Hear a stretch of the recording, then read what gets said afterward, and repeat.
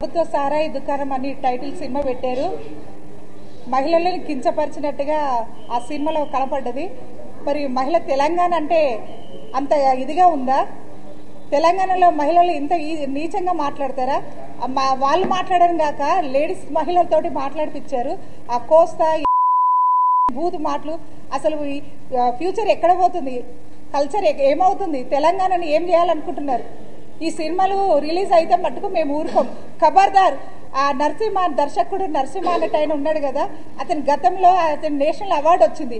అతను ఇలాగే చేసేది. మరి అతను చూడట్లేదా? మహిళలంతా అంటే ఇంత హీనంగా ఉన్నారా? మహిళలంటే అంత చులకననా? అంటే పొలిటికల్ గా ఉన్నోళ్ళంతా అసలు ఏమనుకుంటున్నారు? పొలిటికల్ అంటే ఏమనుకుంటున్నారు? మహిళా మండలి అంటే ఏమనుకుంటున్నారు? సినిమా మట్టుకు రిలీజ్ అయితే మట్టుకు మేము ఊరుకోం. ఎక్కడంటే అక్కడ ముట్టడిస్తాము. ఖబర్దార్ ఖబర్దార్. ముఖ్యంగా ఈ ప్రభుత్వ సారాయి దుకాణం అని ఒక టైటిల్ పెట్టి, టైటిల్ కూడా చూడడానికి అట్లా పెట్టారు. సరే, మీరు తాగుబోతులో ఏమన్నా పెట్టుకోండి, మాకు అవసరం లేదు. ఇదే ఇప్పుడు నరసింహ అనే ఈయన నంది అవార్డు, ఈయనకి నేషనల్ అవార్డు కూడా వచ్చింది. నేషనల్ అవార్డు వచ్చిందంటే ఆయన చూసి ఇంకా చాలా మంచి సినిమాలు తీయమని ఇవ్వడమే కానీ, ఇట్లా నువ్వు చెత్త సినిమాలు తీసి సమాజంకి ఒక గలీజ్గా మెసేజ్ ఇచ్చేసి ఆడవాళ్ళ గురించి నీచంగా మాట్లాడి ఇదంతా చాలా నీచంగా ఉంది. అసలు నిజం చెప్పాలంటే ఇంట్లో కూర్చో ఇట్లాంటి సినిమాలు తీయకుండా.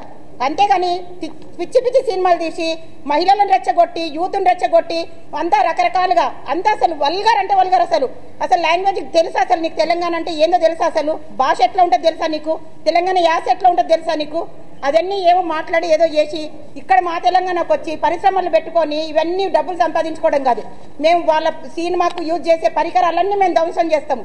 ఈ ఛాంబర్ కానీ ఎక్కడైనా వాళ్ళ దర్శకుల ఇంటికి కానీ ఎక్కడికైనా ఇది మాత్రం ఆపలేదనుకోండి, రాను రాను మా సమైక్య ద్వారా మావి చాలా ఉన్నాయి. ఒక సమ్ లెవెల్ ఫెడరేషన్ కాదు, టియర్ లెవెల్ ఫెడరేషన్ కూడా ఉంది. మహిళల గురించి మేము ఉన్నాం కనుక మా మహిళలు చాలా మంది అందరం వచ్చేసి ముట్టడి చేస్తాము.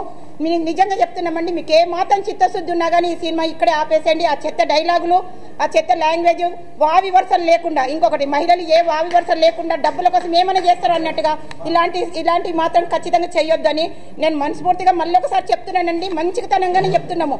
రాబోయే దానికి ఏదైనా అయిపోతే మాత్రం మేము బాధ్యులం కాదు. వచ్చే పరిణామాలకి ఖచ్చితంగా మీరు ఈ సినిమాని వెనక్కి తీసుకోండి. మీ మాటలు ఇవన్నీ బంద్ చేసేయండి. ఈ లాంగ్వేజ్ ఇవంతా చేసేయండి. మీరు సినిమాలో డబ్బుల కోసం అంటే మళ్ళీ ఒకసారి కూడా చెప్తున్నా, డబ్బుల కోసం మీరు ఏమైనా చేసుకోండి, కానీ ఇట్లా చెత్త సినిమాలు తీసి యూత్ను నాశనం చేయకండి, సమాజాన్ని నాశనం చేయకండి.